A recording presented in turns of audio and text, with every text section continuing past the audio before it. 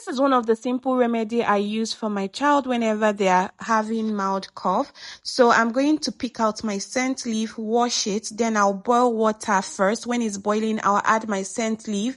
Once that is up to 1 minute, I'm going to throw away the first water due to oxalate.